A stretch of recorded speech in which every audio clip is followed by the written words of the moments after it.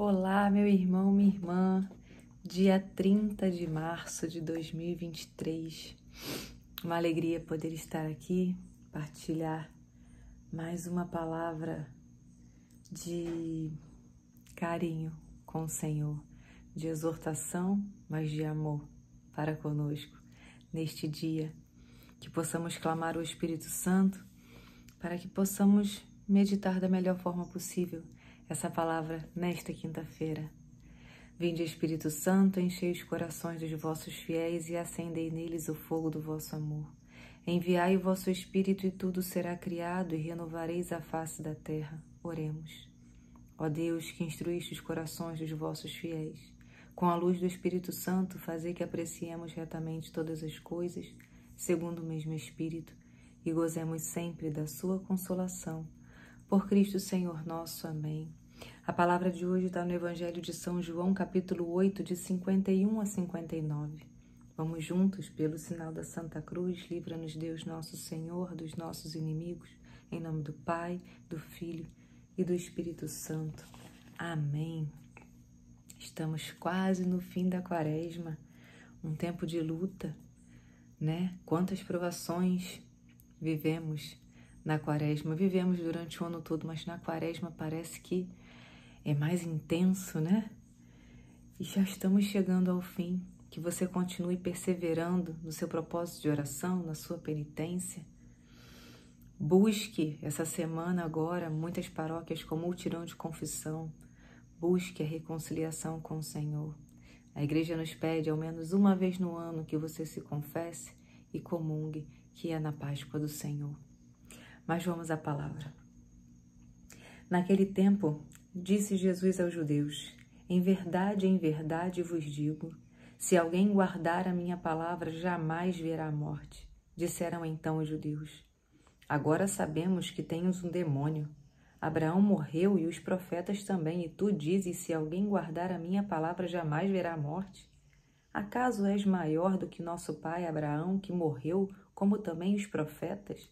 Quem pretendes ser? Jesus respondeu: se me glorifico a mim mesmo, minha glória não vale nada. Quem me glorifica é o meu Pai, aquele que vós dizeis ser o vosso Deus. No entanto, não conheceis, mas eu o conheço. E se dissesse que não conheço, seria um mentiroso como vós. Mas eu conheço e guardo a sua palavra. Vosso pai Abraão exultou por ver o meu dia.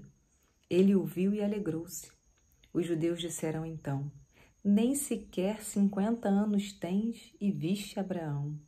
Jesus respondeu: em verdade vos digo, antes que Abraão existisse, eu sou. Então eles pegaram as pedras para apedrejar Jesus, mas ele escondeu-se e saiu do templo. Palavra da salvação, glória a vós, Senhor. Eles não desistiam. O Senhor, o Filho de Deus, o próprio Deus estava diante deles e eles queriam matá-lo. E o Senhor diz: em verdade vos digo. Quando o Senhor diz em verdade, é porque é a pura, mais pura verdade. Se alguém guardar as minhas palavras, jamais verei a morte, jamais verá a morte. E que morte é essa? Viveremos para sempre? Sim, não nesta terra, porque aqui só estamos de passagem. Mas se você guardar os mandamentos, se você... a gente peca a todo minuto, a gente peca a todo instante, eu já falei isso várias vezes aqui, os santos pecavam várias vezes no dia, mas caíam e levantavam, buscavam a confissão, e por isso eu comecei falando do multirão de confissão. Busque fazer um bom exame de consciência, o arrependimento de coração e a mudança de vida. Conversão é isso, mudar de vida. Busque o Senhor e não morrerás, porque viverás para sempre no reino dos céus. Essa é a segunda morte. Da segunda morte, Deus fala que você pode viver para sempre com Ele, na glória. Da primeira morte, ninguém escapa. Da primeira morte, todo mundo tem medo. Todo mundo tem medo de um acidente, vivemos uma pandemia onde todo mundo ficou com muito medo de morrer. Ao receber o diagnóstico de uma doença grave, você fica com medo da morte. Eu confesso que quando eu recebi o diagnóstico do câncer, eu não tive medo da morte em si. Não passou pela minha cabeça o medo da morte. Porque se eu não morrer, eu não vou ver a Deus, né? Então eu preciso morrer para viver com o Senhor. A gente vive falando, Senhor, eu quero ver a Tua face.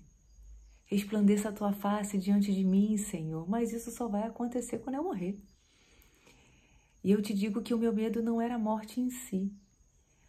O meu medo era como viver da melhor forma todo o processo de cura da doença e pensando nas minhas filhas, que vieram logo em minha mente, o meu marido e os meus pais. Porque para os pais perderem um filho não é uma coisa natural. E as minhas filhas muito pequenas, eu falava, Senhor, elas precisam tanto de mim ainda, até mesmo para ensinar a Sua palavra, a Sua verdade para elas, para que elas possam viver a santidade. E era esse o meu medo, de ir sem deixar um legado para elas. E pensar também no sofrimento dos meus pais, mas da morte em si, não, porque senão eu não vou ver a Deus. Cientistas no mundo inteiro tentam, de todas as formas, manipular a morte, porque querem viver para sempre. Como Frei Gilson diz, né?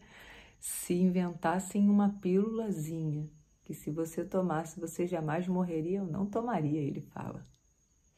Eu não tomaria, porque senão eu não vou ver o Senhor. A gente padece nessa terra aqui. Eu quero ir para onde não tem grito, não tem dor, não tem sofrimento. É para esse lugar que devemos nos preparar aqui. Por isso devemos nos preparar para não morrer essa segunda morte, para não ir para a perdição, e sim para a glória.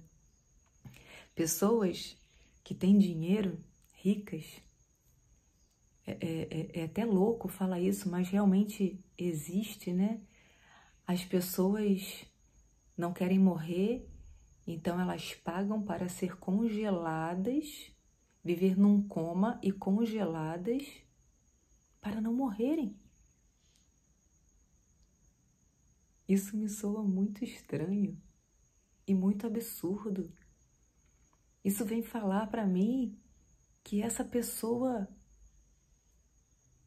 não crê na eternidade, não crê em Deus. Aquele que guarda a minha palavra jamais morrerá. E eu falo para você, meu irmão, minha irmã, reze o Salmo da Confiança, o Salmo 90 todos os dias. Peça confiança para o Senhor, acredite na palavra dEle, para que você possa viver a eternidade. Aqueles que não vão ter essa primeira morte serão somente aqueles que vão ver a segunda vinda do Senhor. Esses sim não vão viver essa primeira morte, né? Que o Senhor vai voltar e aí vai separar o joio do trigo e vai levar aquele junto com ele. Mas no Salmo 90, eu oro com as meninas e eu até confundo elas na hora de orar porque eu oro ele em primeira pessoa.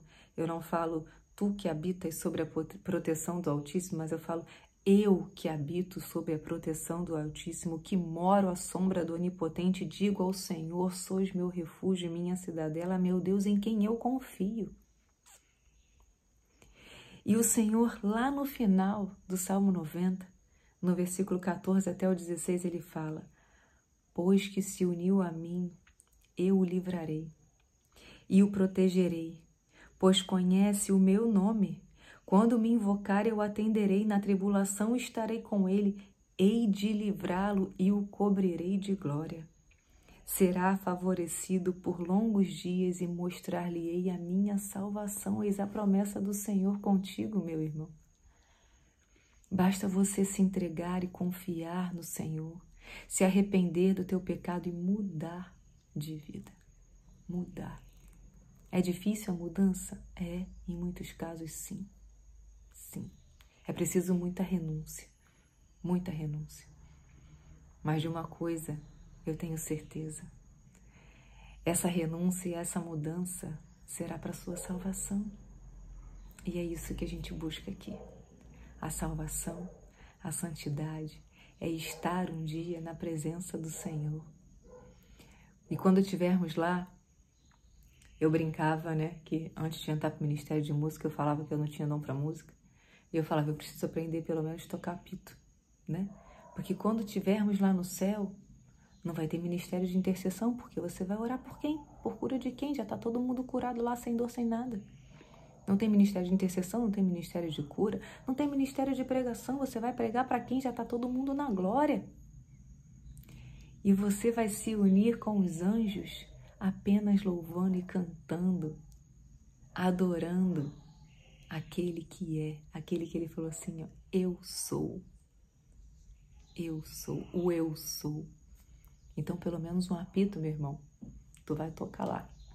Pelo menos um chocalhinho, tu vai tocar lá. Então, lute, porque a porta nunca se alargou. A porta é estreita, mas eu creio que você consegue. Busque a reconciliação, busque a comunhão, busque a intimidade com o Senhor. Amém? Que tenhamos uma santa e abençoada quinta-feira. A paz do Senhor e o amor de Maria. Até amanhã.